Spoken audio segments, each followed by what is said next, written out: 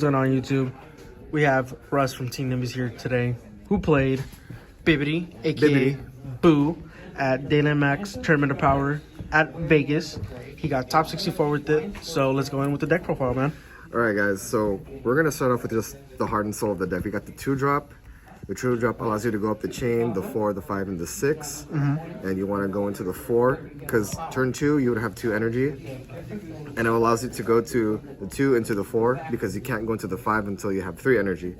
So your turn 2 plays would be, you would go into the 4, and then the 6. So explain what the 6-drop does. The 6-drop is broken. It's a 20k beat stick, and it can't be removed from battle by your opponent's skills. It can only be attacked over. And then when it's in rest mode, so initially after it attacks, your opponent can't draw outside of your leader effects. So no draw super combos or no Kid Coup Ape. So that's pretty good. That's pretty good. And if you don't have this, you go into the other 6-drop, which is the Dash Pack. So what does this one do? Initially, it does the same thing. It can't be removed by your opponent's skills. Okay. But if your opponent plays a battle card that is more than their energy, so your main target would be either like the Cell X or 6-drop Broly, you can remove him from the field, and then it'll warp whatever battle cards coming in. Nice. But they still get their in-play effects, but you just don't have to deal with those bodies. So did you ever resolve the 6-drop on the Cell Seeker Rare? Once in tournament, and man, he was salty. He was like, "You can do that?" I was like, "Yeah, you can definitely do that." Pretty good. So those are your turn 2 plays. And then your turn 3 plays, if they get rid of your Boo targets, you can go into a bigger chain. So you got the 5-drop, which is the double strike, and then the other 5-drop, which is the crit.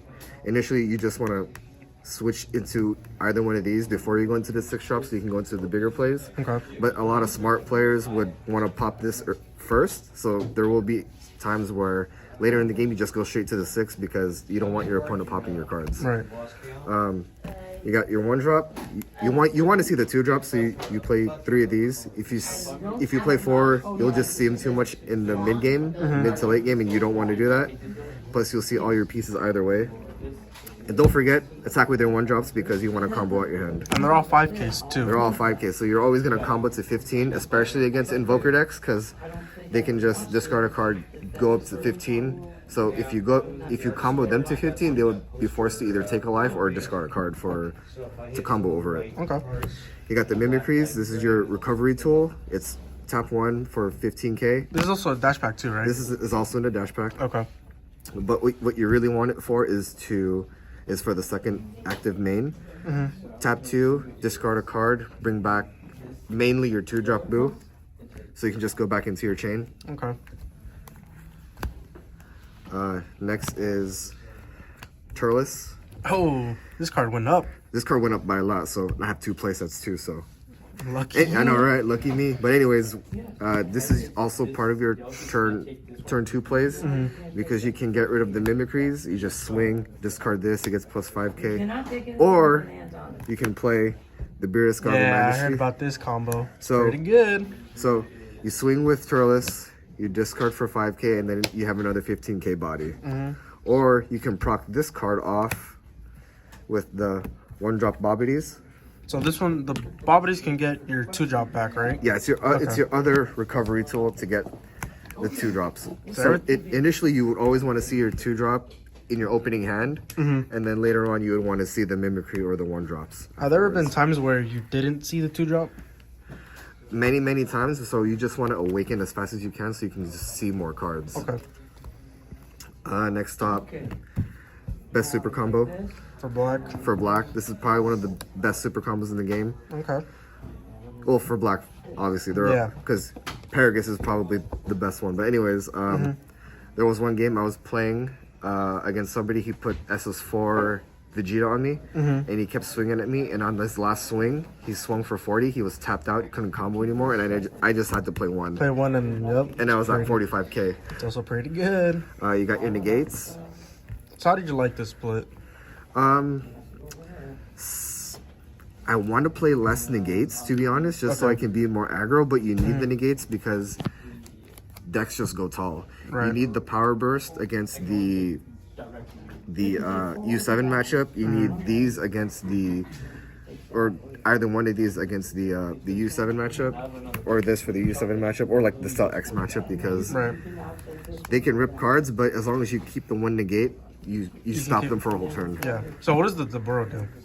The Bura, when it comes into, it's a counterplay, so it's initially a 2-drop when you have all black energy. Comes into play, you choose a battle card. It can't activate its skills, but if it has a one-played auto, it still triggers. Okay. It can't attack and it can't activate skills. So, Nice. Yeah, and it works on the Apex, the new U7 SCR. Right. So if you don't want to lose, you play this card. So how many times did you resolve with the burrow? I resolved it maybe twice against one Cell X player and one U7 player, and it came up when I really needed it. Good, that's cool. And then I play the one of Pew Pew. The only reason why I play one is because I like to play more aggro instead of setting up my board. So I just play the one of, and I sided it all the time. Okay. But I will try other builds where I have 3 and just see how it is as a more tempo. Okay.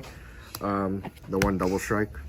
Yeah, catches people off guard, really. Yeah, exactly. Of course, you want to do it off leader swing or even off the 6-drop swing, but you initially want it off the leader swing because once the attack goes through, they can't pop it or they can't stop the double strike. And then the one of ball. So what was this for? I mainly use it against the successor matchup because they would fill their board and then they would either try to rush you out if they don't have the Cell X. Or just, go into their bigger plays. Okay. But once they have like a big board and then they swing with one card, I go ball. And so then they're just there. They would try to either win that game, so it pressures them to play outside of what they want to do. Okay. And if they can't win, then buy your battle cards. Sideboard. I play 4 of these. This is mainly for the successor matchup. Okay. Because the Buu leader can't get rid of the 6-drop Broly, so this is mainly what it's for. Nice. You play Petrification, just more negates. I sided this. So how does this card work out for you? I sided this every time I played U7, even though I won game 1. I would just side it in right away because you want to get rid of that 3-drop Vegeta. That 3-drop goddamn Vegeta. Yep. So sided this all the time. Also these. Against successor or U7, you just want more options to stop their big tall cards. Okay. And then the one off, never sided it in, so it doesn't matter. Okay. So that one's the one that if you have no cards in hand, you restand a Majin Buu, right? Yeah, you restand a Majin Buu, but to be honest, it's a lot more situational than you think. So I just opt not to play it. Okay. Even though I thought it would be okay. What was the matchup you didn't want to face? The matchup that I didn't want to face was the mirror. Never faced the mirror, but I did get practice with it. Okay. The Gohan matchup, but never played that either. Okay. But the hardest matchup was the successor matchup. Because, right. Yeah. Because they just have so many counterplays against your 2-drop. It's really hard to get your chain going. Okay. So initially you're just swinging with your 1-drops and comboing and hope that they can't combo over. Okay. That's really what it is. The Evoker matchup is actually a lot easier than what most people think, even though it did win. It's with a big player pool as like 300 plus. It's all about RNG and who your opponent is. That's true. So overall, how was the tournament experience at TOP? It was really, really good. It was really smooth because of the Best Coast pairing app. No one had to rush to any wall of the venue just to see who are they playing. They just look at their phones, sit down, and then, all right, tournament starts. So that was like the real factor of why the tournament ran so well. Nice. So yeah, shout outs to Sean Slater and Daylon Mack. Great tournaments. Need more in the West Coast. So absolutely. Hopefully. And that's the deck profile, guys. Thank you.